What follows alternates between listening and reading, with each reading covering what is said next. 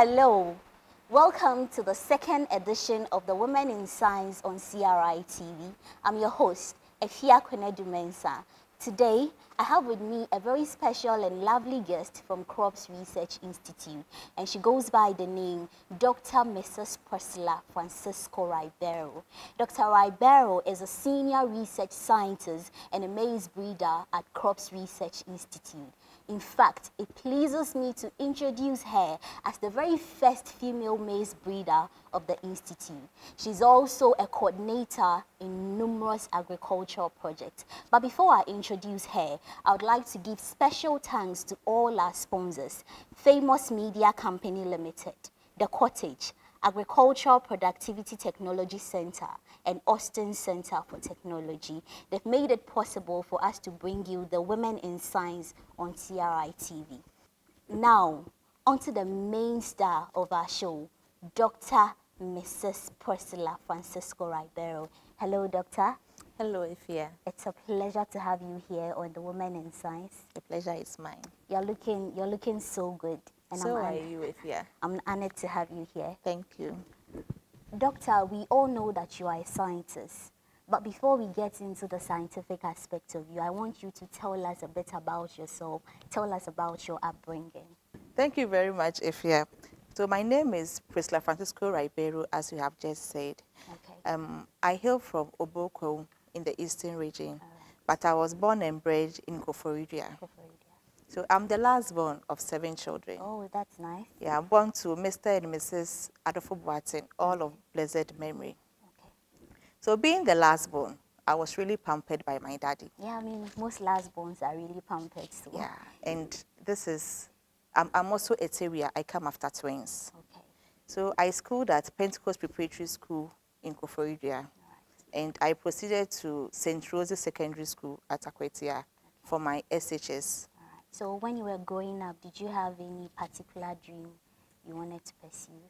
In fact, when I was growing up, it was my daddy. At the tender age of 6, he started calling me dog. Okay. Because he so much wanted me to become a medical doctor. But did you want to become a medical doctor? I loved my daddy, so I wanted that wish to come to pass. Okay, so you wanted to become a medical doctor because of your father? I would say so, yeah. Okay. And that really inspired me and motivated me to learn very, very hard. Okay. Yeah. All right. That's interesting. So how did they go? Were you able to achieve your dream of becoming a medical doctor? Good. So that's where the story starts. Okay. Please tell us about it. At JSS, I did very well during the BEC. I had 11 ones. Okay. And I was very, very happy because I realized that I'm a step closer to my dream of becoming a medical doctor. But then when I got to St. Rose's Senior High School, after completion, when the results came, it wasn't so good. Why? Looking at the result, you yourself, you know that you will not be admitted in medical school. Didn't you study enough? I studied enough, but you know exams and so many things that get involved. And you know, at the university, for you to pursue medicine, you have to get straight A's at that time. So when the results came, I was a bit disappointed. Okay. And this disappointment was the fact that I've disappointed my daddy.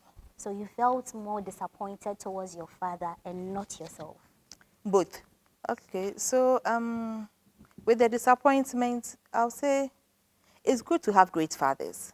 Okay. Because at a point in time, I think my father felt my disappointment. I mean, kind of, I felt down and he realized it. So one day in the blue, he called me. And with a loving face, I remember so well, he put his hand on my shoulders and told me, our dream for you might not come to pass because you will not be admitted into the medical school. But he assured me that all he needed from me now is to have a title of a doctor. Okay. Because at least he wants one of his children to bear the doctor title. Okay. And this encouraged me. I was like, wow, so I have a second chance to please my daddy. So I edged on. Okay. So what was the chances you took with your second chance you're talking about? Yeah. So instead of medicine, I decided to apply for pharmacy. Okay. And there was a second disappointment. I found myself in agriculture at KNUST. Okay. And I was so down because that hasn't been my dream. In fact, I've never thought of going into agric. Okay. But that was where I found myself. And with the assurance from my daddy that he won the title of a doctor, not really for medical aspects, I edged on. Okay, so you started studying agriculture at KNUST, and how was the whole process for you when you became a student over there? When I became a student, surprisingly and interestingly, when you go to KNUST, agric faculty is just opposite to the pharmacy department. Okay. So anytime I'm going to my faculty and I look at the pharmacy students going to their faculty, I was down. Oh, But then I needed to move on. okay. So after you became an agric student, it means you had to pursue a career in agriculture. So how was the start of your career? How was it like? Take us briefly through your career in agriculture. Okay, so during the period at KNUST Agric Faculty, I still didn't know what I was doing because I didn't look up to any woman. I didn't know of any woman in agric sector to look up to. So during the period, I think in my third year or second year, I heard about Crop Research Institute. So I came here to ask whether I can do my internship here. Okay. So they took me to the tissue culture lab where I saw Professor Marian Queen. And I was like, wow, at long last, I've seen a woman in science. Okay. In fact, agric to be precise, using modern tools to improve things in agric. And I said to myself, I want to be like this woman because she was very hardworking when it comes to her work. So I did my internship there for the first, about my second year. In my third year, I came back to continue my internship. And during my service period also, I came to Crop Research Institute, still working under Professor Queen. So when you came to Crops Research Institute, was that when you wanted to become a research scientist? Yeah, when I came to Crop Research Institute, I saw so many women in science. Okay. And I was like, oh, that's good. At least I will move on my career path with agric. All right. So when you came to Crop Research Institute, what has been some of the experiences you've had? Okay, before that, after completion of my BSc degree and after my service here, the same woman, Prof. Queen, recommended me to be employed. Okay. And I was employed. All right. And I worked with her at the tissue culture lab and the molecular lab for 2 years All right. before proceeding to do my MSc. Okay. So what did you do your MSc in? I had scholarship from AGRA, so I did MSc in plants breeding at KNUST. All right. So after that, you came back here to become a research scientist. Is that how the story goes? Okay, so after my MSc, gaining AGRA scholarship to do my MSc, when I came back in 2008, Okay. I should have served for a period, but then I had another scholarship Interesting. from AGRA again to proceed to do my PhD in plant breeding. Okay. Yeah. All right. So you attained both your master's and your PhD in plant breeding. Yeah. Okay. Did you have any specific field you were working on in plant breeding? No, plant breeding is broad. Okay. So for my MSc, I used molecular tools. I worked on marker selection in cassava. I was using the markers to select CMD resistant traits in cassava. Okay. Yeah. I introduced you as the first female maize breeder of Crops Research Institute. So how did you become the first female maize breeder? Okay, so after my PhD degree, I came back, energetic, fresh doctor, a plant breeder. Okay. So when I came back in 2016, also few months after coming, things worked so fast for me. Right. And when I came back, then Dr. Stella Ama-Enin was the director. Okay. And I was also looking up to her. She's a very hard-working woman. She later became one of my mentors. She called me to her office and she was like, Priscilla, I want you to continue with your career path in plant breeding. Okay. So I want to move you from the tissue culture molecular lab to the maize section. Wow. And I was happy because my research for my PhD was in maize. Okay. So I was very, very happy. All right. So you became a maize breeder then? I became a maize breeder. Tell us the fundamental job of a maize breeder. Okay, to be a maize breeder, for any plant breeder, you have to improve the genetic makeup of a crop. Right. So in maize, what we do is that we want to improve the yield or come up with a resistant crop, a tolerant or resistant crop specifically to a disease. Okay. And we know we have biotic and abiotic stresses. So we have droughts, we have low end, we have so many, challenges that affect maize. Right. So as a plant breeder, you have to know the challenges and work towards improving the crop. Right. So that's what we do. So we do crosses, we evaluate, and we select promising lines. Right. After that, we release the hybrids, and we have to make sure it gets into the hands of farmers. Right, okay. So ever since you came to Crop Research Institute, has there been any project you've been involved in? Yeah. When I came in 2016, at that time, the then head of section, Dr. Obientry, had just a year to retire. Okay. So I felt that, wow, then the mantle was going to be on me. Okay. And surely it did happen. So I had this project. He left me with one major project, that is Stress Tolerant Maize for Africa, STMA.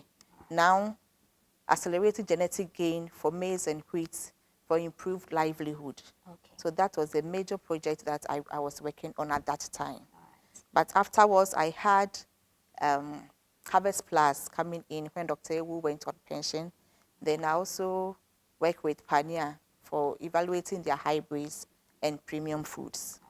Doctor, I'm really getting interested in these projects you are sharing with me, and I would like for you to tell us some of the outcomes. But before that, I would like to take a very quick commercial break here, and when we come back, you're going to tell us all about the outcomes of the project. So you there, stay glued to your seat. We'll be back soon.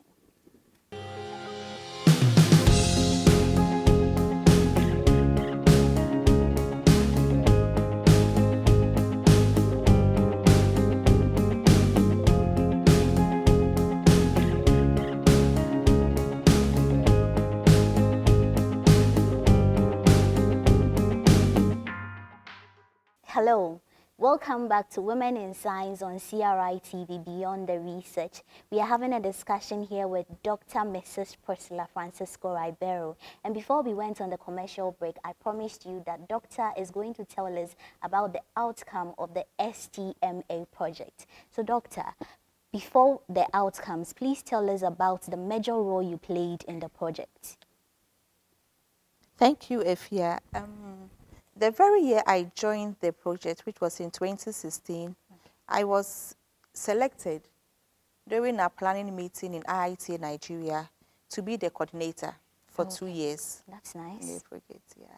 And so after 2 years, I was re-selected to serve for another 2 years. Wow. Yeah. And I must say that during my 4-year tenure, I won 3 awards. Okay. 2016, Ghana won the best breeding team. Okay. We had 4 countries in the project, 4 different countries. It was Mali, Nigeria, Ghana, and Benin. Okay. So Ghana won the best breeding team in 2016.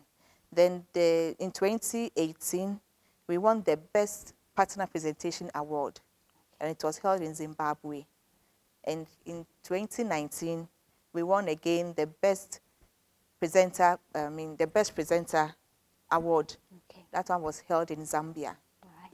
All I can say is, Dr. Kudos, you've done a very great and amazing job in science. So please tell us some of the outcome of the project. Okay, so in 2018, I released my first hybrid. Wow. And it was a milestone for me. Okay. And I named that hybrid CRI-Apreku. Okay. I named it after my supervisor in IIT. Oh. Dr. Bedua Apreku was once with Crop Research Institute, right, but he moved to IIT. And this hybrid is tolerant to low nitrogen. Okay. And it's an extra early hybrid, and also tolerant to striga. Oh, that's interesting. So, doctor, aside from the CRI-Aproko, has there been any maize variety you've released? Yeah, I have led and also collaborated with other maize breeders like Dr. Ewulo and Dr. Opon to release 9 more hybrid maize. Okay. When you say hybrid maize, what do you mean? Okay, a hybrid is the offspring of 2 parents. And in maize, we have male and female. Okay. Yeah.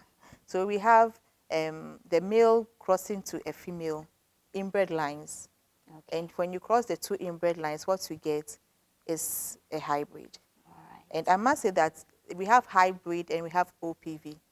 OPV is open pollinated variety. That one you grow you plant the maize, then you leave it to pollinate itself. Right. But then when you come to the hybrid, there's controlled pollination. Okay. Kind of, you grow the male, you grow the female, then you allow them to cross. Okay. Then what you get is the hybrid. All right. Thank you for your explanation. I'm sure those of us who do not know what a hybrid maize is now have an idea of what it is. Thank you very much. So, doctor, in my preparation for this interview, I realized that you are a fellow of the prestigious African Women in Agriculture and Research Development. So how did that come about? So award, I'm a 2013 award fellow. Okay. I heard about award in 2011. So in 2012, I applied, but I was not selected. Right. And in 2013, I applied again. And fortunately, this time, I was selected.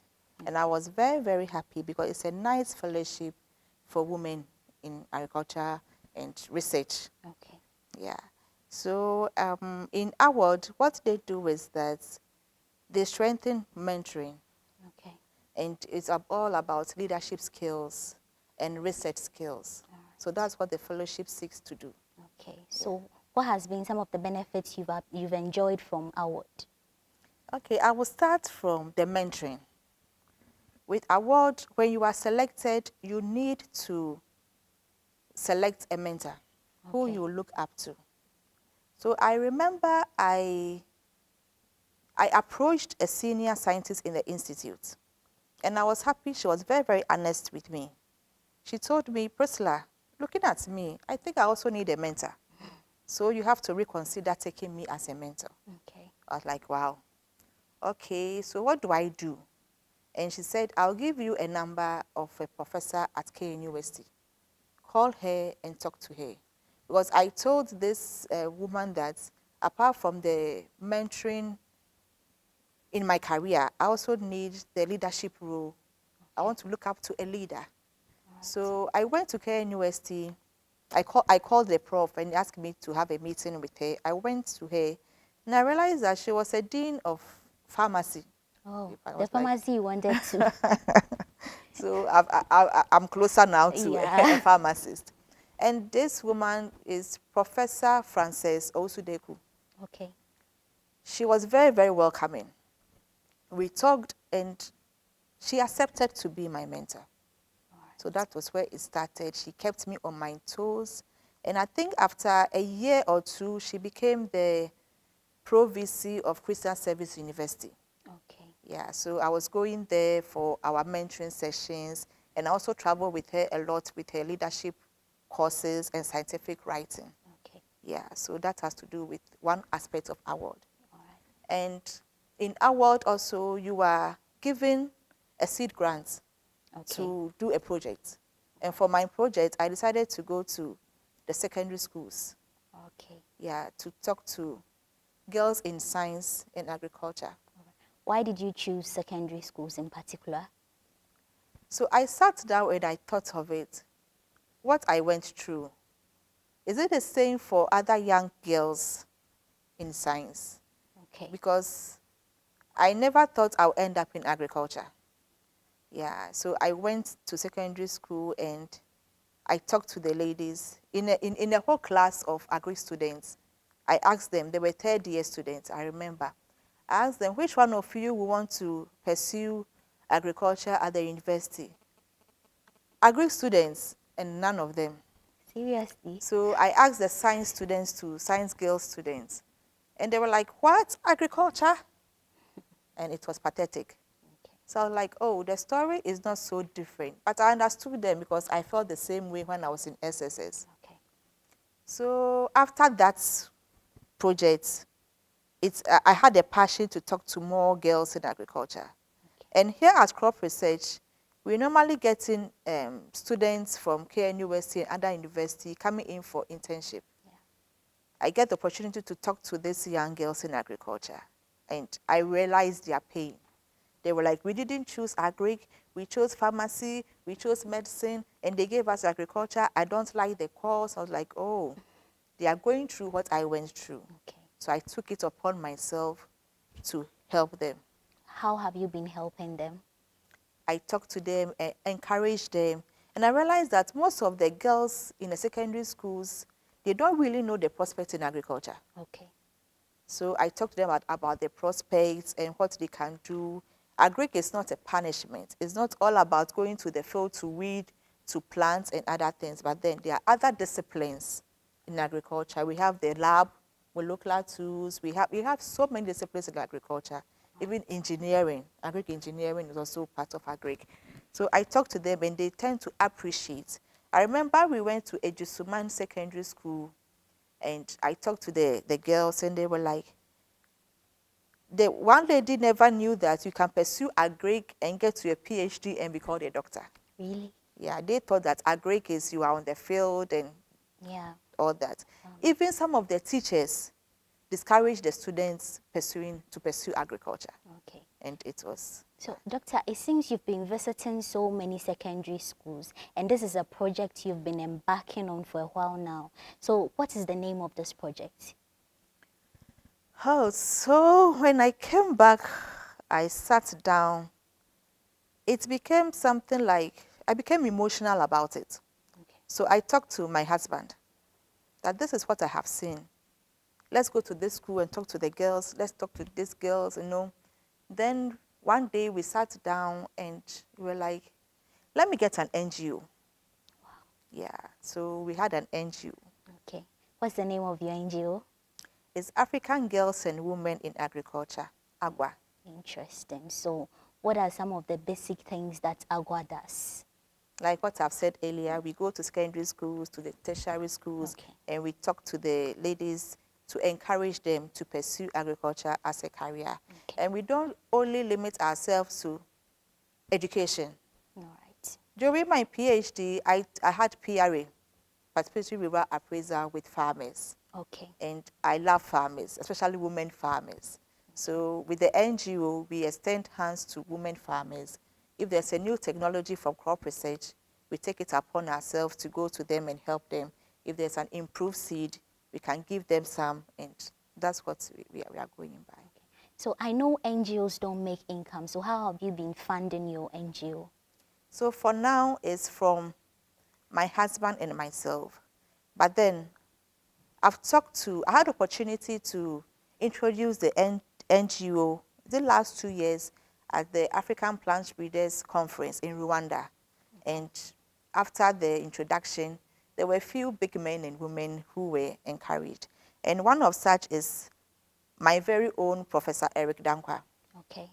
He's the director of WACI, where I had my PhD. All right. So I talked to him about it, and surprisingly, he also has an NGO, Eric Dankwa Foundation. Okay. And we have kind of similar vision.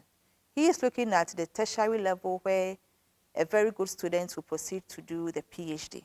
So after talking to him, what he said was, Priscilla, this is good to go. He normally says, super. What we have to do now is identify a very brilliant girl. Okay. I don't want a needy person. I want a brilliant girl, an A+ student. Okay. If you're able to identify that person from SS, he will sponsor to the tertiary, MSc, and PhD. So young girls, just as Professor Eric Dankwa would say, this opportunity is super. And I hope that you are eager to take advantage of it. Please do your best and be the winner of this award. Doctor, I know that you've said a lot. You've advised young ladies, even with the short discussion we've had. But I still want you to say something to any young girl watching us. I would say that they should embrace science. Okay. You know, science, agric is part of science. So I will generalize it as science. Because when you look at Ghana or in Africa, you realize that the contribution of women in science is not so significant. Okay. We need more women on board. And there are so many disciplines in science that ladies or women can pursue. With our voices, I believe that we can make a better Ghana. So indeed, with our voices, we can make Ghana a better place. We are about to go on a quick commercial break. But doctor, before we go, is there any other thing you would want to tell us? I would say with the award fellowship. Okay. Yeah, there was this, in fact, there's another opportunity with this fellowship in that you get to visit a renowned scientist abroad. So I had a chance to visit Iowa State University in the USA, and I worked with one renowned scientist, Dr. Thomas Lustadet. Okay. Yeah, so that was one opportunity that I had from award. Okay, that's amazing. I know we've been talking about science. But listen, after the commercial break, we are going to ask Doctor about what she's busy doing when she's not being a scientist. So, we'll be right back.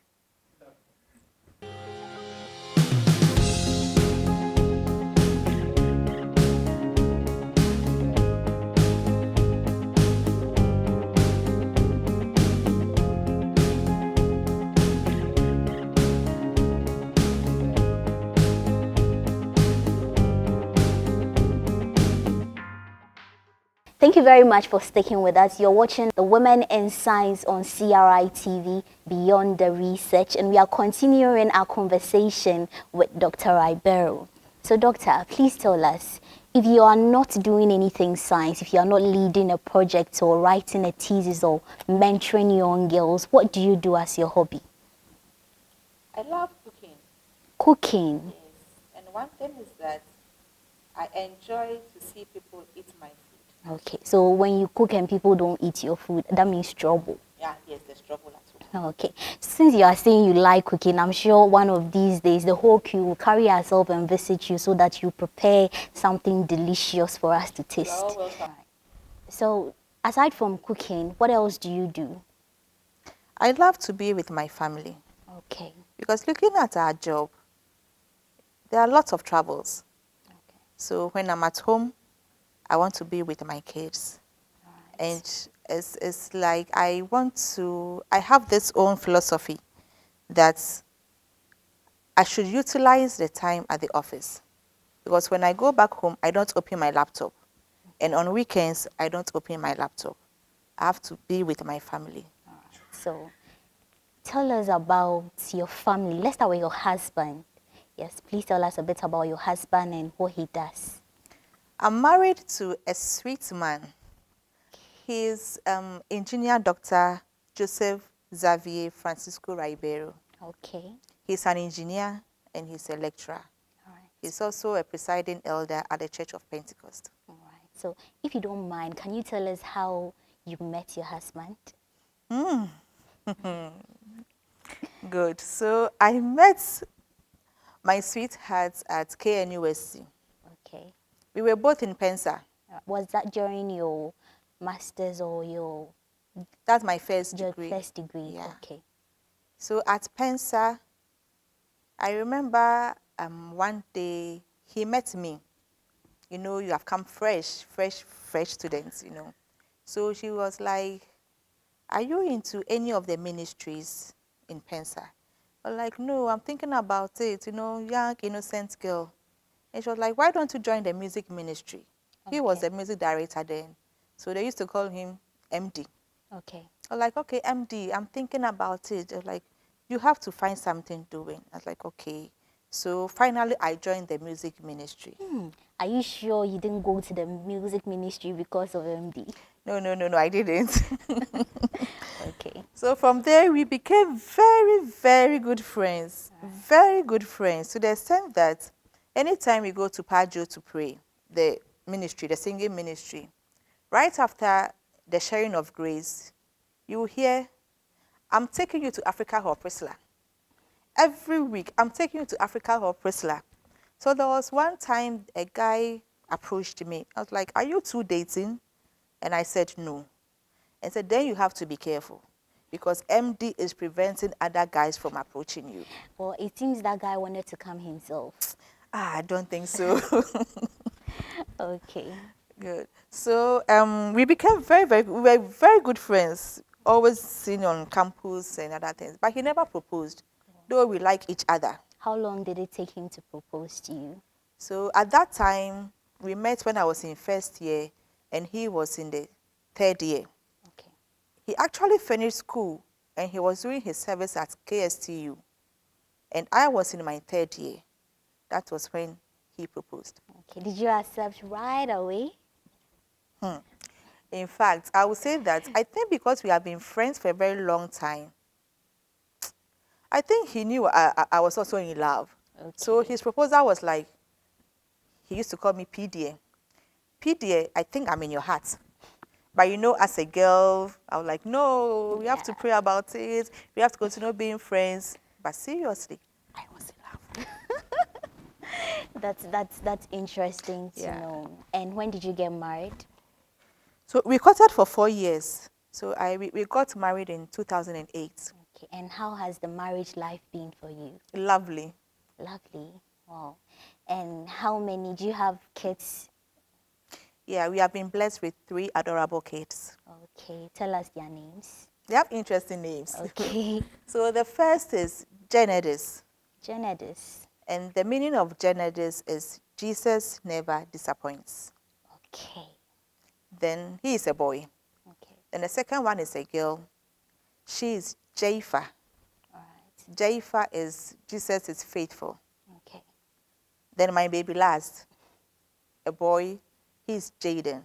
Okay. And because we decided we wanted 3, the meaning of Jaden is Jesus has done it. Okay. So with Jesus never disappoints. Jesus is faithful. Is there a story behind the names? Because it seems the name is trying to communicate something to us. Sure. There's a story. Okay. I told you we got married in 2008. In 2008, after marriage, Priscilla has gotten things, I would say, smoothly from childhood, apart from the agric medical school that came in. And I was expecting that right after marriage, I'll be blessed with kids. Okay. But we waited for long. How long? We waited for 8 good years. 8 years? Yes. Wow. Before we had our first child. That must not have been easy. It wasn't easy. But I was fortunate to have a loving husband and very, very supporting in-laws. Wow. Yeah. Just tell us something, the whole waiting period. How was it like?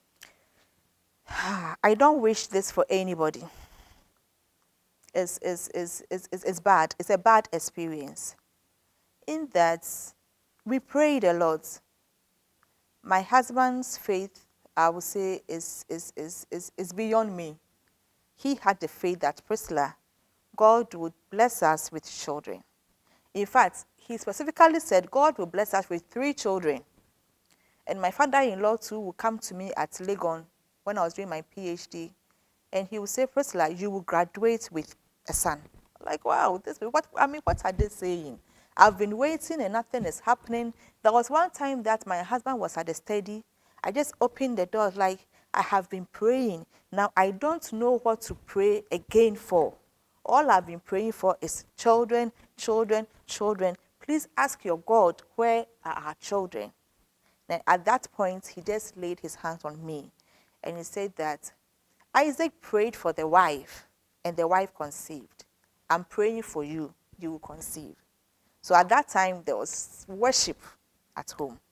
But then, because the children were not coming, my husband is a workaholic type. He was like, don't sit down, don't be moody, you need to move on, improve your life. So the schooling was helping. So at a point in May, was it April, May? I was to submit PhD thesis in December. So I was at home one day and I told myself, wow, what will be your excuse then? You are going to finish PhD, and after PhD, you are coming back home. You will go to work, everyone will see you, no big belly, no children, all you know is school, school, school. There was at a point that some friends really told me, all you know is school. What are you doing about your family life? But my husband will tell me, let's enjoy. Let's go for vacations. Let's do this. A time is coming when the kids come in. I said, don't talk like that. I need the kids now. In fact, I would say we had to do IVF. And I know you know that technology. Yeah. And it's very, very costly. We did it twice and both failed. Then I told myself, maybe the kids will not come. But my husband was like, hey, you don't have to say that. God said he will give us 3 children, and 3 children we will receive. I said, okay. So in May, as I sat at our hall and I was writing my thesis, I just got up, went to our room, bring out a small suitcase, and I started packing my things in a suitcase. I was crying and I was praying. Then I called my husband. I'm going for a personal retreat for 9 good days. And I know you can't come with me because you were a lecturer, but you can support me. And she was like, Priscilla, okay, you can go, but then at 6 o'clock every day, I'll bring you food, we will pray together, then I'll return home. Like, thank you for your support. And I did that. And when I came back home, that was it. I conceived. Wow. And after the one, there was a 2, and then a 3rd child. The interesting thing is that during my PhD graduation, I actually took a picture with a 4-month-old baby boy. So what my father-in-law said also came to pass. Yeah. Wow. I'm lost for words. This is an experience. Gosh. And I'm hoping that if any woman is out there who is going through something similar, you are going to take what doctor has been through and it's going to inspire you to have faith in God. Doctor, from your talk, I can tell that you have a very close relationship with God. So please tell us some of the things that your faith in God has done for you. I've come to realize, I've come to believe strongly, and now I know that at God's own time, he makes things so beautiful. And he does things in such a way that this verse in the Bible, that he does things exceedingly, abundantly, even more than we can think of or expect. In my life, he has done so many things for me, as you have heard my story and about my childbirth. So waiting period and believing in God and having faith in God has urged me on. Wow. So people, this conversation can go on and on and on. But at this point, I want Doc to share her final words with us. My final words will be a quote from Maya Angelou. And she quotes that I've learned to understand that making a living is not the same thing as making a life. People will forget what you said. People will forget what you did. But they will not forget how you made them feel. So in life, we need to impact lives. Thank you. Thank you very much, Doc. Before we leave, remember you told me you didn't go to Mensah, the singing group. King's Praise. King's Praise, okay. Yes. King's Praise because of your husband. Yeah. You said you went there because you knew how to sing. So, Doc, please give us a very nice song. Oh, okay. I like worship. Okay. So one of my favorite worship songs is Diwo Hene, Diwo Hene, Diwo Hene, Diwo Hene, Erazie Diwo Hene, Diwo Hene, Diwo Hene, Eradi Diwo Hene. Amen. All right, thank you very much. It's been educative, it's been entertaining. We've had a bliss with Dr. Ribeiro.